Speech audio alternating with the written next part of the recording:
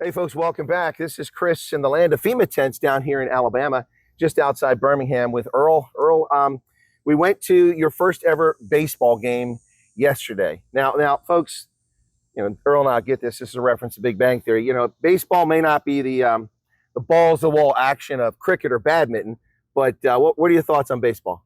Well, I can agree. It wasn't exactly balls to the wall, but it was a lot of fun. There's no score for most of the game. Yeah, it was a lot of fun, Colonel. And, I don't think it's my sport, but I will do it again because it has a vibe. It's fun. Well, and for family, I mean, we saw those kids running around at the end of the game. They ran the bases. That was so cute. Those tiny little tykes that could hardly run, but they were running the bases. It was really, really cute.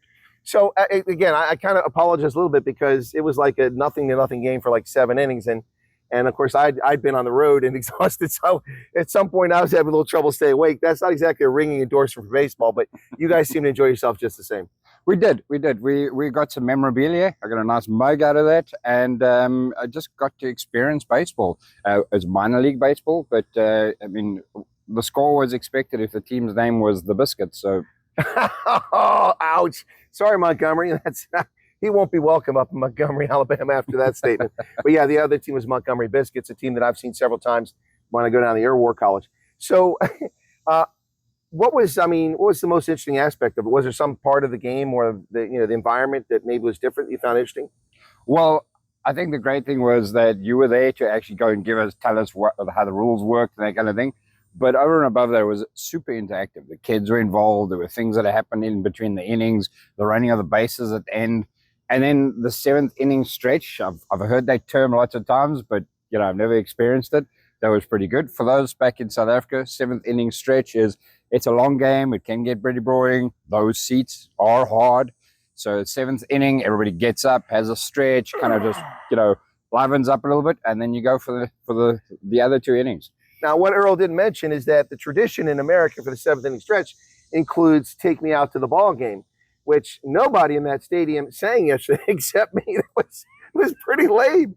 I go to games in Pennsylvania and everybody gets up and says, "Take me out to the ball." Anyway, nobody sang it. I was the only person singing that song. I look silly. Yeah. I wouldn't say you look silly, but you stood out. Well, I usually do. So, all right. So kids didn't go. So for you guys, if I'm not mistaken, it was your first chance to do something without the kids since you arrived. Oh yeah, it was my anniversary just the other day. Well, happy anniversary. We were gonna do something, so we're planning something into the future. But yeah, first outing, real kind of outing, and first outing with the kids, without the kids at least. So it was good fun. Now I do have to share this with folks. He bought a couple of unbelievably good quality tumblers. They look like they're Yeti. I'm not sure if that was the brand. If you look on the bottom, but they're branded for the Barons baseball team. Let me tell you something, folks. These aren't your $2 Chinese things you get from, Mr. Price. So that FEMA card, that SNAP welfare card, apparently that covers a lot of stuff. Well, not at all. That is good old-fashioned money that I earned myself in the time that I've been here. They are amazing. I mean, they were $20 a piece. And they apparently, according to the branding, can keep it cold for 30 hours. Whew, man, that's pretty well. Does that include in the Karoo? To see if that's the case.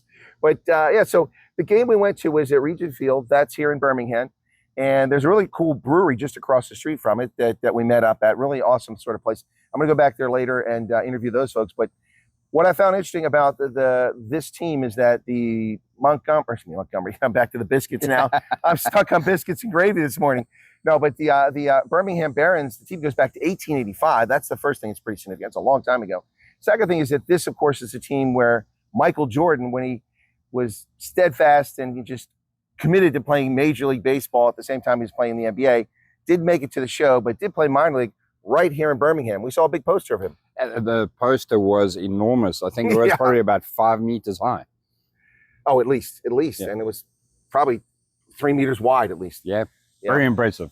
Yeah, but the stadium wasn't bad too. One of the things about these minor league ballparks is they're kind of intimate. They're smaller. It's not like going to something cavernous, like if you go to PE in a big stadium there, Yeah. or go to DHL Greenpoint Stadium, just massive, which has its own character and it's great for the Springboks or a concert.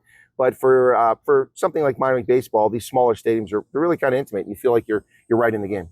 Oh, absolutely. And on top of that, the stadium was immaculate. I mean, it was clean. Everything was neat. There were no issues when you went to go and sit down. You didn't matter what seat you sat in. It was the same right across the stadium. So that was a refreshing change for me. Yeah, that would be a refreshing change. And something about come back to Montgomery again. I am stuck on the biscuits. No, something back to the Birmingham Barons. Like many professional sports teams around the country, particularly here on the East Coast, and particularly with minor league baseball, they'll offer discounts to active duty military. I got a discount on the tickets, which is nice, a couple dollars off per ticket for active duty military and for veterans and retirees, which is nice of them. And then the gift shop also gave a nice discount. So I was able to get a few more things than I intended. Got a couple little souvenirs. Well, the one thing I did find there is I've been to lots of souvenir shops in South Africa, and you generally find that it's incredibly expensive to get something. This was quite reasonably priced. I mean, the shirts and the all the trinkets and everything you got, it was something that was within the average guy's budget. You could go and enjoy it. I don't know. I'm pretty sure Major League Baseball would be a little bit more expensive. Yeah. And NFL's even, and the NBA are even worse than that. Yeah. But I mean, that's the nice thing about minor league baseball. The teams are all over the country, and a lot of the players are really hungry because they want to make it to the next level. Yeah. So you're going to go back? Oh yeah. I'm going to take the family there so they can go and experience it. Like I said, not really my sport, but the experience was definitely worth repeating. So yeah, probably in a couple of weeks' time, before the season ends, I'll get the whole family out there to go and experience it for themselves. Well, a little bit of bad news for you, Earl, and that's it. I know that you appreciate that balls-to-the-wall action of cricket and badminton. we do have both sports here in America, but badminton tends to be something we play in the yard with the kids. It's not professional. And cricket, we have a few cricket teams in America, but most people don't know that. So if you want that balls-to-the-wall action, I guess you're just going to have to do a baseball. I'll take the losses where I get them. All right, folks, from Birmingham, Alabama, this is Chris with Earl, one of the original 59ers right here in the States. Cheers.